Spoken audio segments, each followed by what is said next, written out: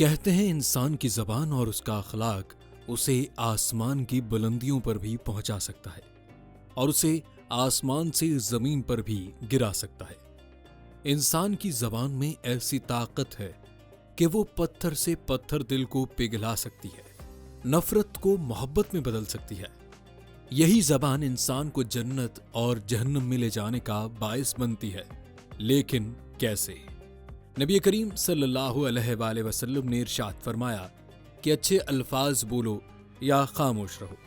دوستوں، دین اسلام وہ واحد دین ہے جہاں خاموش رہنے پر بھی نہ صرف اجر و ثواب ملتا ہے بلکہ دنیاوی اور جسمانی فوائد بھی حاصل ہوتے ہیں۔ دوستوں، اسلامی تعلیمات میں ایک مسلمان کو فضول باتیں کرنے سے منع کیا گیا اور حکم دیا گیا ہے۔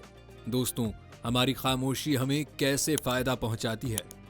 وہ ایسے کون سے مقامات ہیں جہاں ایک مسلمان کو خاموشی اختیار کرنے کا حکم دیا گیا ہے، اور وہ کون سی باتیں ہیں جنہیں چھپانے یا ان پر گفتگو کرنے سے ایک مسلمان کو منع کیا گیا ہے؟ یہ سب جاننے کے لیے اس ویڈیو کو بغیر اسکپ کیے آخر تک ضرور دیکھیے گا، کیونکہ ویڈیو میں بہت انٹرسٹنگ فیکٹس آپ کو سننے کو ملیں گے اور ان پر عمل کرنے سے آپ کی زندگی کامیابیوں کی طرف گامزن ہو جائے گی۔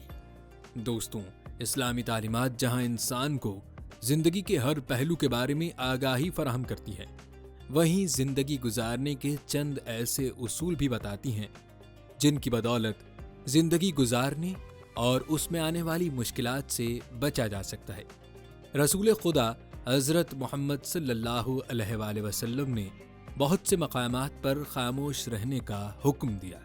دوستوں، نبی کریم صلی اللہ علیہ وآلہ وسلم وہ واحد شخص ہیں جنہیں آج 1400 سال گزرنے کے بعد بھی اس دنیا کے تمام لوگ، خواہ وہ مسلم ہوں یا غیر مسلم ہوں، ایک بہترین انسان اور محسن انسانیت کی حیثیت سے جانتے ہیں۔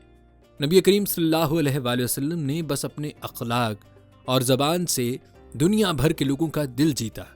دوستوں، رسول خدا حضرت محمد مصطفیٰ صلی اللہ علیہ وآلہ وسلم نے ایک کامیاب انسان بننے کے لیے چند ایسے اصول بتائے ہیں جنہیں اپنانے سے نہ صرف بہترین معاشرے کی بنیاد رکھی جا سکتی ہے۔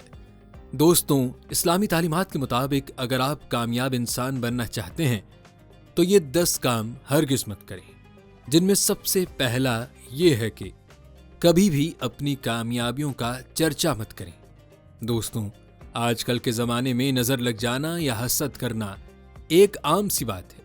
انہی سے بچنے کے لیے ہمیں چاہیے کہ ہم اپنی کامیابیوں کا شور مت مچائیں، اور کیونکہ ہو سکتا ہے کہ آپ کی کامیابی سے کسی دوسرے کے دل میں حسد پیدا ہو جائے کہ اسے یہ کامیابی کیوں نہیں ملی، یا اسی حسد کی وجہ سے اس کی نظر آپ کی کامیابیوں پر لگ جائے اور آپ کو نقصان پہنچے۔ اور یہ بھی ہو سکتا ہے کہ انسان اپنی کامیابیوں پر خود ہی غرور میں مبتلا ہو جائے، جو کہ اللہ کی ناراضگی کا باعث بنے۔ جیسا کہ قرآن اور احادیث میں اللہ نے فرمایا کہ اپنی کامیابیوں پر غرور مت کرو، جو کچھ تمہارے پاس ہے اور جو تم نے حاصل کیا ہے یہ سب اللہ کی جانب سے عطا کردہ ہیں، اس لیے اس پر اللہ کا شکر ادا کرو اور غرور مت کرو۔ اس لیے ہمیں چاہیے کہ جب ہمیں کامیابیاں حاصل ہوں تو اس کا دکھاوا نہ کریں، نہ ہی اس پر غرور کریں، بلکہ اللہ کا شکر ادا کریں۔ اپنی مشکلات اور پریشانیوں کا ذکر دوسروں سے مت کرو۔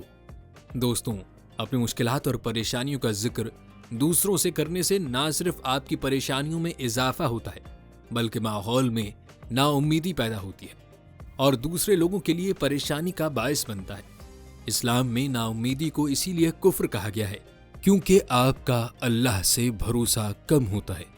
یہی وجہ ہے کہ آپ اپنی پریشانیوں کا ذکر دوسروں سے کرتے ہیں۔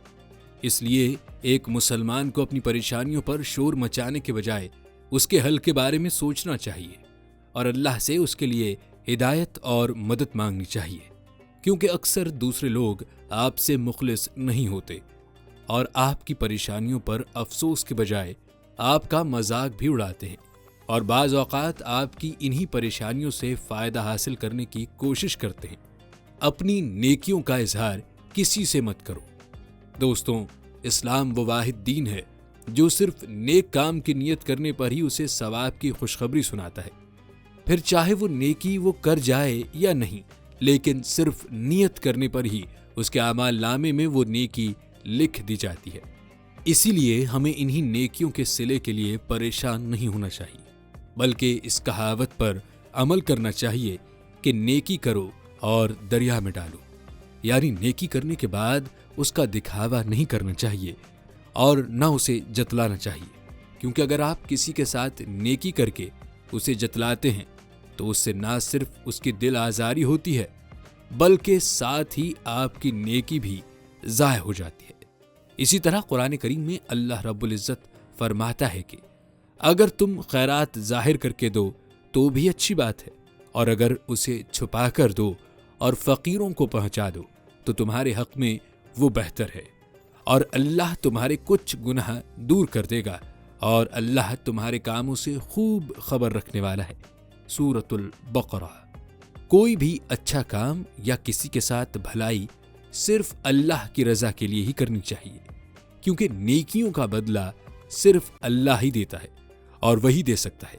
انسانوں سے نہ ہی نیکی کے بدلے امید رکھنی چاہیے، نہ ہی اس نیکی کو جتلانا چاہیے، اور چھوٹی چھوٹی نیکیاں کرتے رہنا چاہیے، اور کسی بھی نیکی کو کرتے ہوئے نیت صرف اللہ کی رضا ہونی چاہیے، نہ کہ دکھاوا یا احسان ہو۔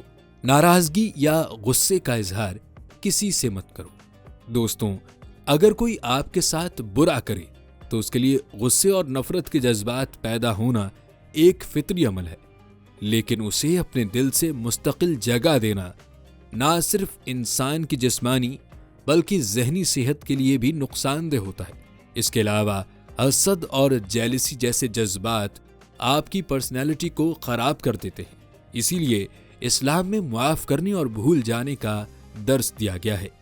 دوسروں کو معاف کرنے سے نہ صرف انسان خود پرسکون ہوتا ہے بلکہ اسے معاشرے میں ایک اچھا شہری بننے میں مدد ملتی ہے۔ رسول خدا حضرت محمد صلی اللہ علیہ وآلہ وسلم نے خود بہت سے مقامات پر لوگوں کو معاف کر کے ایک بہترین اسلامی معاشرے کی بنیاد ڈالی، اور ہمیں یہ سبق دیا کہ معاف کرنا سب سے بہترین عمل ہے۔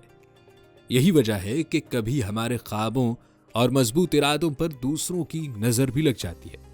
اس لیے اللہ پر بھروسہ کرتے ہوئے ہمیں اپنے مقاصد کو حاصل کرنے اور اپنے خوابوں کی تکمیل کے لیے خلوص نیت کے ساتھ محنت کرنی چاہیے اور کوشش کرنی چاہیے، اور اسے پوشیدہ رکھیں اور اپنے گولز پر فوکس کریں تاکہ ہمیں ان میں کامیابی حاصل ہو سکے۔